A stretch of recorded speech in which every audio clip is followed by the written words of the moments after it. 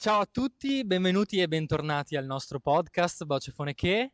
Oggi per questo nuovo episodio abbiamo deciso di incontrare i ragazzi del nostro project work della Caccia al Tesoro I Segreti di Castaldi e siamo qui dietro il Duomo di Feltre e non è un posto a caso perché oggi cercheremo di combinare un po' il nostro podcast con un blog in giro per il centro in cui i ragazzi ci racconteranno un po' di come hanno voluto proprio qui dietro a noi costruire un bellissimo gioco che fra poche settimane lanceranno.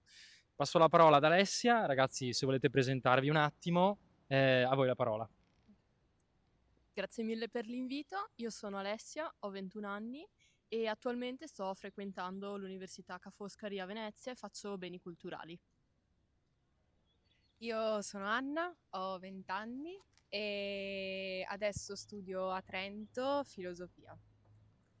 Io invece sono Alice, ho 25 anni, studio architettura allo IOV di Venezia. Ciao, io sono Riccardo e ho 21 anni e studio informatica a Trento. L'idea è nata a giugno dell'anno scorso, quando io e Anna abbiamo partecipato a un incontro dell'ENAC in cui si spiegava appunto il progetto. Poi abbiamo chiesto a Riccardo, che è amico di Anna, e Alice è arrivata dopo, però è stata molto propositiva e molto entusiasta di partecipare. Nulla, inizialmente c'era un'idea un po' diversa, che era quella di realizzare dei tabelloni da inserire nei luoghi culturali e artistici della città, e poi è evoluto in quello che stiamo attualmente realizzando, ossia una caccia al tesoro con le riprese e, spoiler, c'è una mappa che verrà data a chi vuole partecipare. Allora, abbiamo fatto una parte di formazione collettiva dove abbiamo fatto le riprese all'interno dei siti con la collaborazione di Marco e Anthony, che ci hanno aiutato con le riprese e ci hanno insegnato qualche trucchetto. E poi adesso abbiamo iniziato tutti la formazione duale. Io mi sto occupando della post-produzione, quindi del montaggio dei video. Io mi sono occupata della sceneggiatura insieme a Marco e oltretutto anche dei volontari del Fondaco hanno collaborato, e quindi mi sono occupata anche di contattare la signora che ci ha fornito i vestiti. Io invece mi sto prendendo cura della parte di comunicazione e dell'organizzazione degli eventi di lancio. E io invece mi sto occupando della realizzazione della mappa e delle grafiche necessarie per la pubblicità della caccia al tesoro. Ma secondo te, Alice, qual è stato il momento in cui abbiamo trovato un po' di difficoltà, abbiamo avuto qualche problema durante il progetto?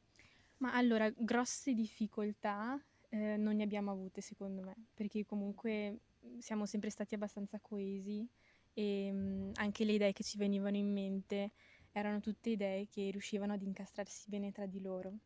Forse a livello organizzativo all'inizio siamo stati un po', diciamo, come in una barca in mezzo alla tempesta, che non sapevamo bene come organizzarci, perché essendo un progetto nuovo, una cosa nuova che stavamo facendo, anche noi non sapevamo appunto come poter definire bene i vari passaggi del progetto, però tutto sommato. Sì, è vero, hai ragione. Però ho visto che quando abbiamo iniziato la formazione siamo riusciti a definire, a trovare una linea comune e andare avanti su quella, quindi in effetti è vero che non abbiamo avuto grossi problemi.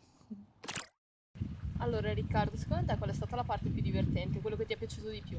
Secondo me è stato molto interessante e molto divertente scoprire come funziona un set. Anche secondo me. Quindi le giornate di registrazione sono state sempre molto piene, però molto piene di azioni, anche di cose nuove che non avevamo mai provato, sicuramente io non avevo mai provato. Per esempio vedere tutta l'attrezzatura che viene usata in un set è molto interessante. Esatto, poi ho notato anche la quantità di persone che servono per fare delle scene che sono molto brevi. Ci trovavamo sul set che eravamo sempre una decina di persone. È vero.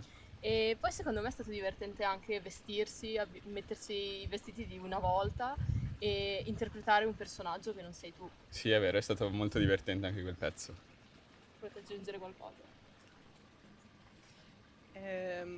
Una cosa divertente sicuramente è stato fare fumo all'interno delle stanze per raccogliere i raggi di sole meglio, insomma. E in effetti in post-produzione si vede quando c'è fumo e quando non c'è, quello sicuramente. E un'altra cosa, forse cercare con i drappi, con qualsiasi tessuto che avevamo, di coprire tutte le cose moderne, quindi l'estintore, È vero. le luci, tutte queste cose qua. Sì. Secondo me questo progetto lo consiglierei ai giovani perché comunque è un'opportunità che viene data per dare voce alle nuove generazioni e per realizzare qualcosa di concreto per la propria città. L'unica cosa è che questo progetto ha richiesto un impegno importante perché ci vuole costanza e ci vuole passione in quello che si fa e quindi non si può lasciare tutto alle ore di formazione.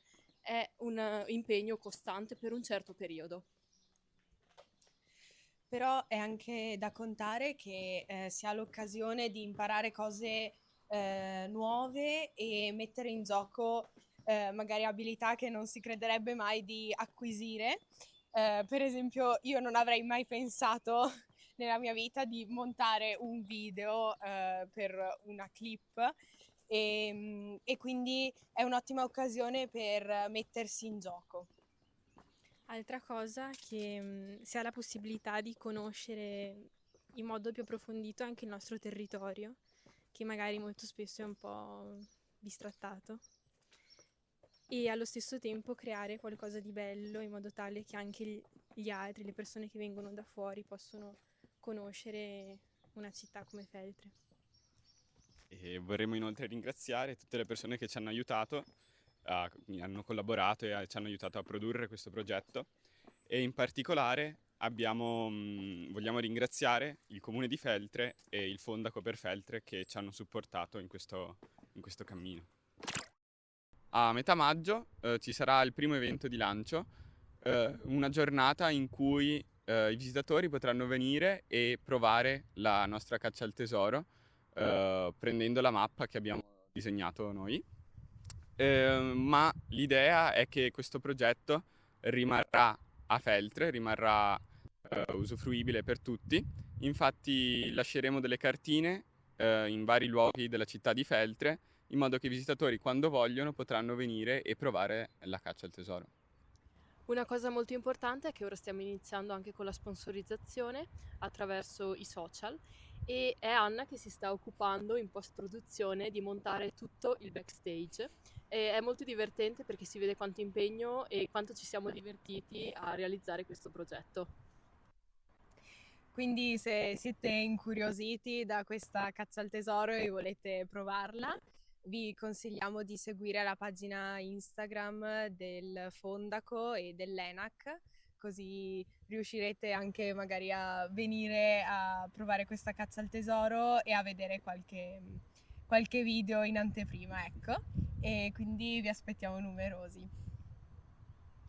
Ottimo. Volevo dire anche... Ottimo. Mi sono preso un ramo in faccia.